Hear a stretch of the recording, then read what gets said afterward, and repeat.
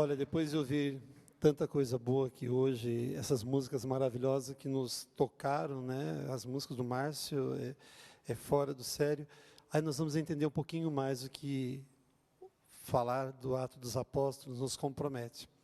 Quando falamos em Ato dos Apóstolos, o próprio livro já nos remete, né? São as atitudes que os apóstolos tiveram logo após a morte e ressurreição de nosso Senhor Jesus Cristo. O livro do Ato dos Apóstolos ele foi escrito por Lucas, é o mesmo evangelista. Quando descobriram esses livros, eles viram que o Ato dos Apóstolos e o Evangelho de Jesus Cristo, segundo Lucas, estavam todos juntos. Aí eles começaram a ver que até um certo momento falava de Jesus, depois começava a falar das atitudes dos apóstolos. Então, onde houve essa separação dos livros, onde falava-se só de Jesus, ficou como sendo parte dos 4 evangelistas. E Atos dos Apóstolos, onde começou a atitude que Jesus Cristo pediu que eles tomassem. Ser apóstolo, lembra que o padre falou numa das primeiras palestras, que é uma responsabilidade muito grande. Por isso que não podemos usar essa palavra, eu sou apóstolo, eu sou apóstolo. Não. Apóstolo foi escolhido a dedo, e Jesus, quando pôs eles lá, ele já sabia das dificuldades e também das superações que eles iam ter. Você pode muitas vezes falar assim, bom, os 12 apóstolos, na verdade, são os 12 primeiros sacerdotes. Quando Jesus institui a Eucaristia, os sacerdotes, os apóstolos estão com ele, e lá ele deixa isso bem nítido, que é, nós celebramos isso na Quinta-feira Santa. A instituição da Eucaristia, quando a gente vai explicar na comunidade, a gente fala assim, olha, é a primeira ordenação, e quem ordenou os 12 primeiros padres foi o próprio Cristo Jesus. Sabemos que Jesus Cristo, ele pede a continuidade do projeto de salvação. Jesus Cristo, ele vai mostrar o caminho, mas ele fala para os apóstolos assim, vocês não podem desistir. Vocês vão encontrar limites, vocês vão ser barrados, vocês vão ser questionados, Ele, bem dizer, falou, olha, se preparem para tudo, porque não vai ser fácil, mas não desistam. Anuncie a boa nova. Faça com que o projeto de salvação tenha continuidade. Por que falamos projeto de salvação? Muitas vezes nós falamos assim, o mundo foi criado em quantos dias? 6. No 7º, Deus descansou.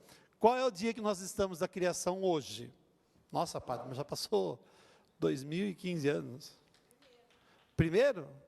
O que Deus falou no 6º dia mesmo para Adão e Eva? Agora, está tudo pronto, agora vocês cuidam. Quem são esses Adões e essas Evas hoje? Nós. Estamos cuidando do nosso mundo? Estamos fazendo dele verdadeiramente um instrumento de paz, um instrumento de bondade? Como que está sendo a minha participação? Nós não vamos entrar ainda muito na parte religiosa, mas vamos tentar entender o mundo hoje. O mundo onde nós estamos, infelizmente, não generalizando, mas destruindo. O padre falou um exemplo lá na comunidade onde eu atuo como sacerdote, que quando chove, algumas cidades viram uma enchente danada, não viram? A culpa é de quem? Dos governos, né? A gente fala isso. É o governo que não mexe direito com saneamento básico, é o governo que não faz isso. Mas tudo bem, o governo tem uma dosinha de culpa aí. E nós? Quando eu jogo papel de bala na rua, quando eu jogo latinha de bebida na rua, quando eu jogo lixo e deixo lá, vai para o bueiro, então, tal. Tudo bem, o governo tem uma dose de culpa, mas eu também tenho a minha.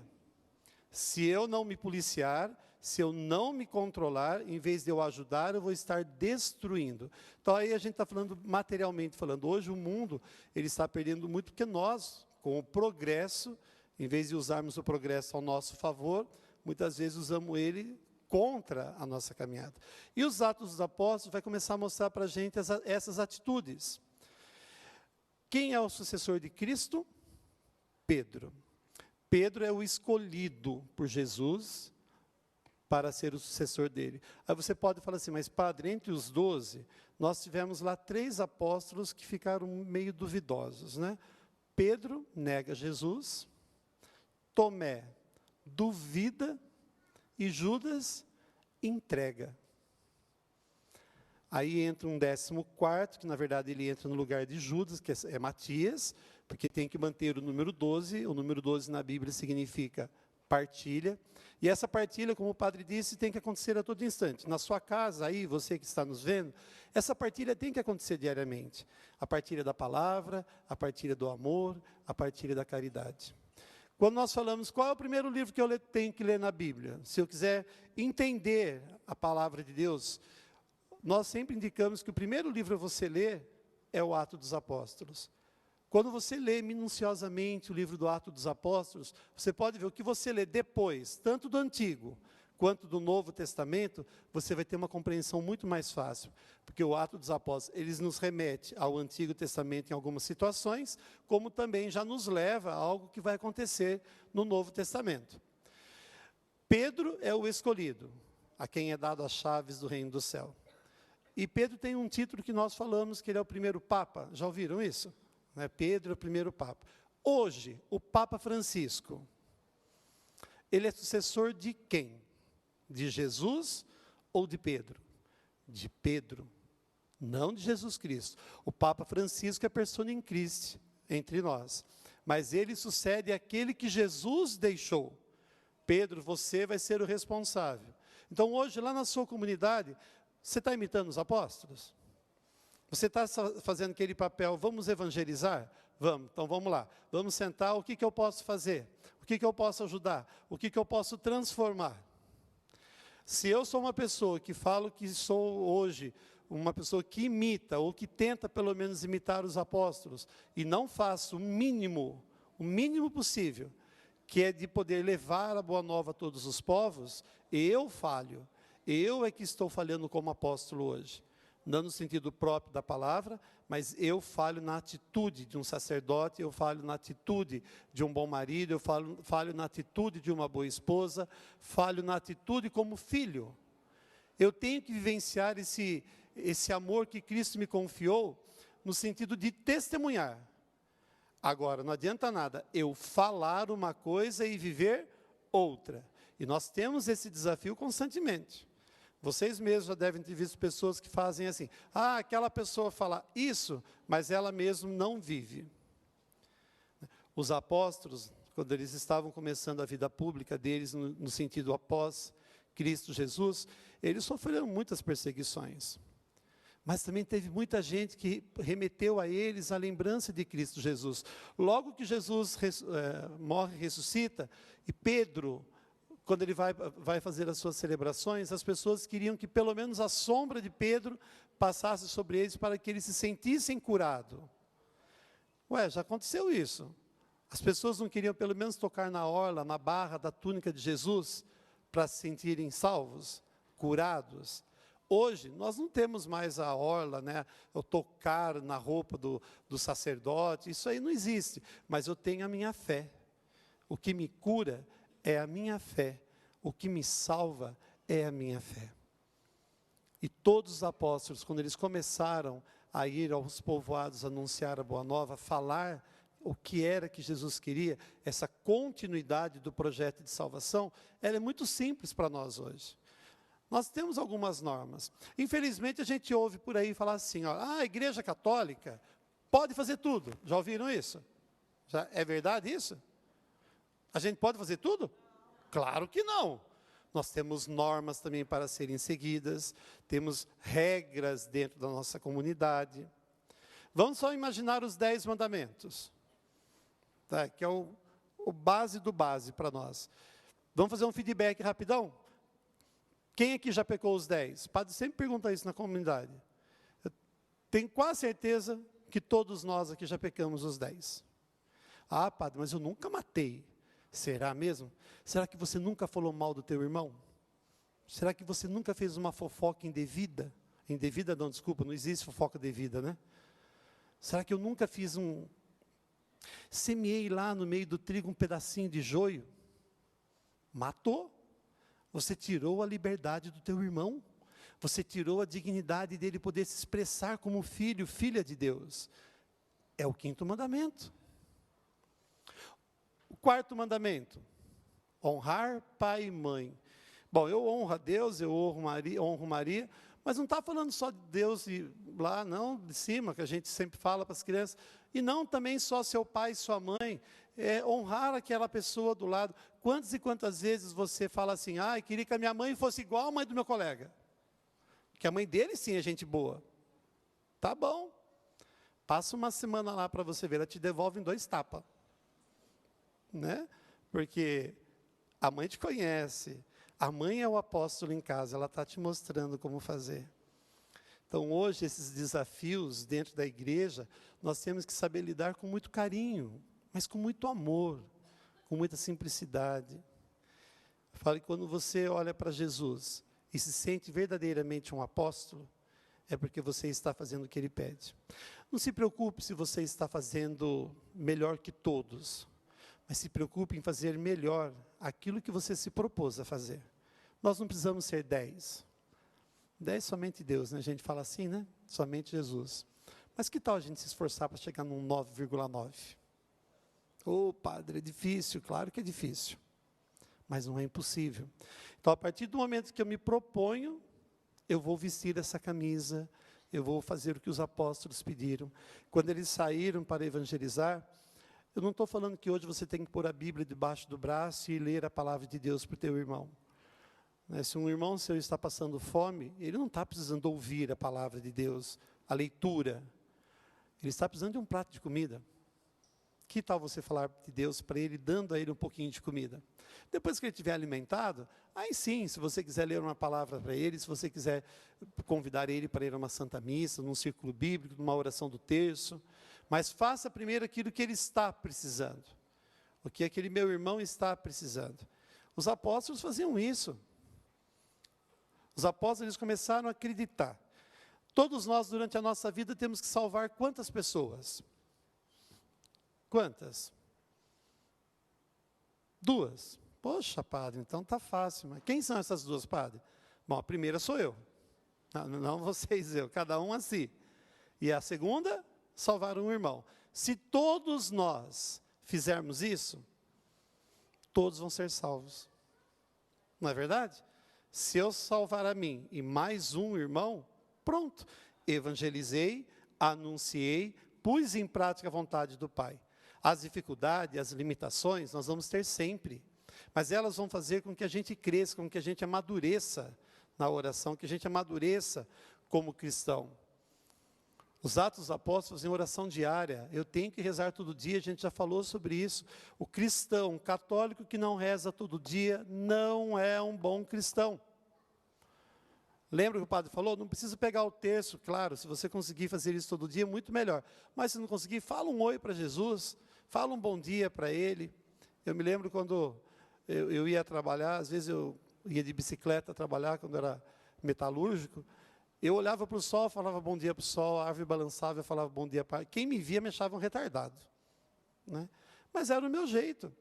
Hoje, eu vejo que eu podia ter feito muito mais, e achava que o que eu estava fazendo já era o suficiente. Não é. Né? Você pode mudar, você pode oferecer muito mais do que você tem. Nós somos muitas vezes assim, não diria acomodados no sentido próprio da palavra, mas está bom do jeito que está. Quer ver um exemplo? Vou à missa.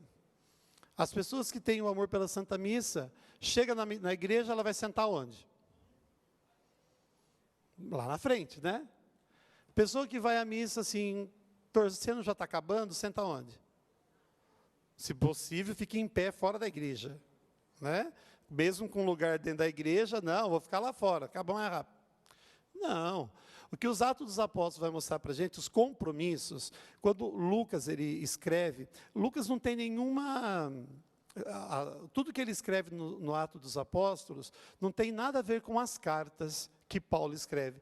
Na verdade, ele não utiliza nenhuma das cartas para escrever os textos. Eles nem se viam, bem dizer.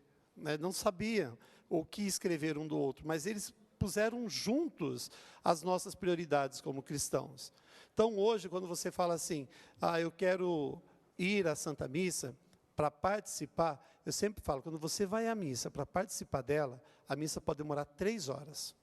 Mas se você for para participar, a missa vai durar 10 minutos. Agora, se você foi na igreja por obrigação, a missa pode ter 5 minutos. vai parecer 3 horas para você. Falta entrega, falta essa humildade de poder reconhecer Jesus Cristo no coração, na prática diária.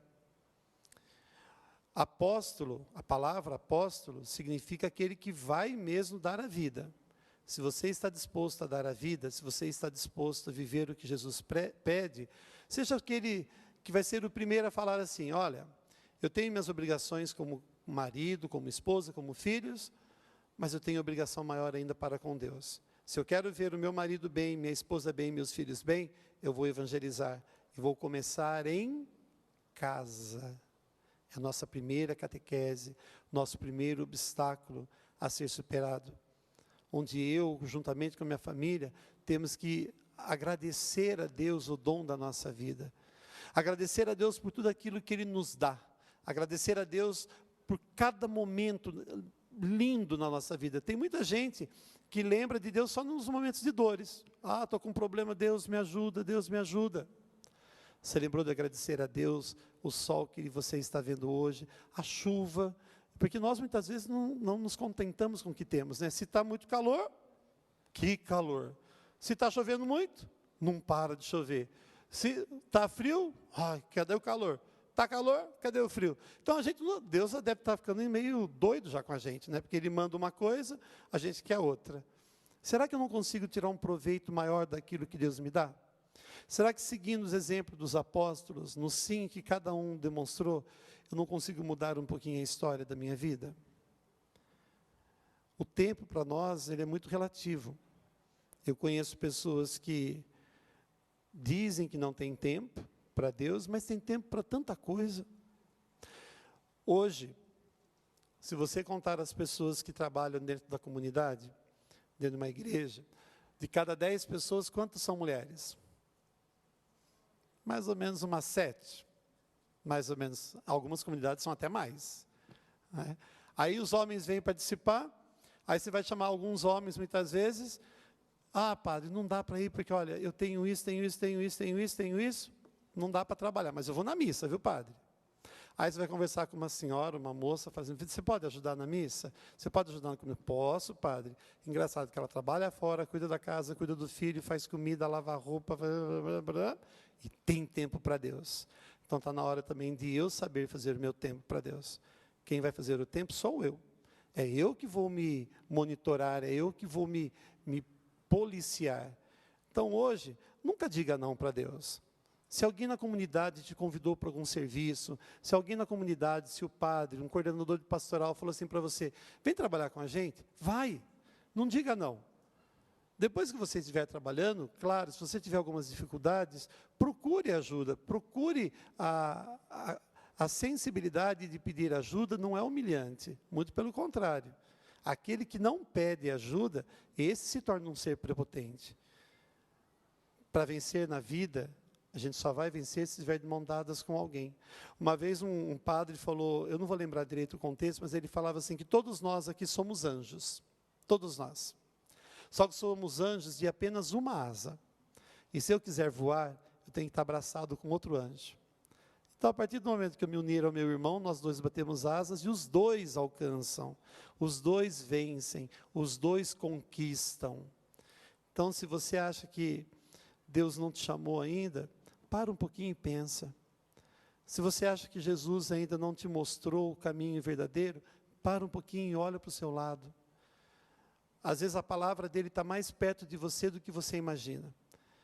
Servir a Santa Igreja, que é a próxima palestra, vocês vão ver que é colocar em prática não só os ensinamentos dos apóstolos. Nós temos livros dentro da Bíblia que nos remetem a momentos ímpar, a momentos maravilhosos dentro da igreja. Então não perca essa oportunidade. Você na sua casa agora, domingo à tarde, claro, você tem o direito de se divertir sim, e Deus quer isso também. Deus nunca falou assim, deixe de se divertir por causa de mim. A única coisa que Deus pede, o padre sempre fala isso, nunca coloque a diversão acima de mim. Então reserve um tempinho para Deus. Agora à tarde, vai lá no seu cantinho, vai lá no seu quarto, entra, como fala na Bíblia mesmo, fecha a porta, fique em silêncio. Reza um pouquinho, Ou pegue a Bíblia, leia um trechinho, veja se você está fazendo aquilo, faça da Bíblia o seu alimento diário. Os apóstolos, eles punham em prática cada vez mais a palavra do Pai. Quanto mais eles punham em prática, mais eles se sentiam vitoriosos. Quanto mais eles mostravam o amor de Deus, mais eles se sentiam tocados. Quanto mais tocados eles se sentiam, mais eles mudavam a vida do irmão. E essa transformação, esse mudar, ela é uma consequência. Se você é uma pessoa que fica acomodada, nada muda na sua vida.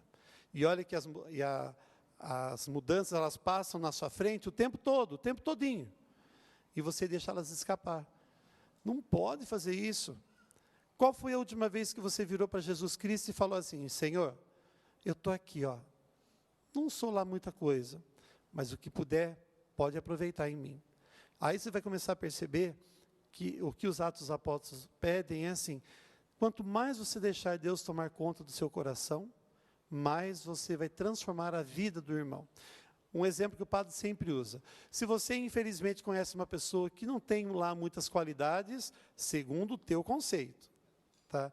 De 10 atitudes dele, 9 são ruins e uma é boa. Aí você tem a escolha: ou você vai comentar as 9 ruins, ou você vai elogiar a boa. Se você elogiar a boa constantemente, você vai ver que ela vai começar a derrubar as 9 ruins. Então, de repente, quando você menos perceber, você já não está mais falando mal do seu irmão e o bem está prevalecendo. O bem para nós é a chave de tudo. Jesus Cristo, quando ele vê aquele cego que vem até ele e pede para ser curado, né? Quando o cego Bartimeu vai até ele e fala para ele: Senhor, eu quero enxergar. Aí ele fala: você quer? Ele fala: eu quero. Então tá bom, então enxerga. Quantos e quantos de nós hoje ainda está com venda nos olhos? Mas não esses olhos. Esses olhos. Os olhos do meu coração estão vendados muitas vezes. Está na hora de tirar. Tire essas vendas e você vai ver quanta coisa boa você vai enxergar. Porque Deus, ele vai falar assim para você: Antônio, Maria, João, Pedro, é você que eu quero para ser o meu apóstolo hoje. Que possamos dizer sim sempre ao convite que Jesus nos faz, na certeza de evangelizar e transformar esse mundo. Leia Atos dos Apóstolos, você vai se surpreender do que você é capaz de fazer.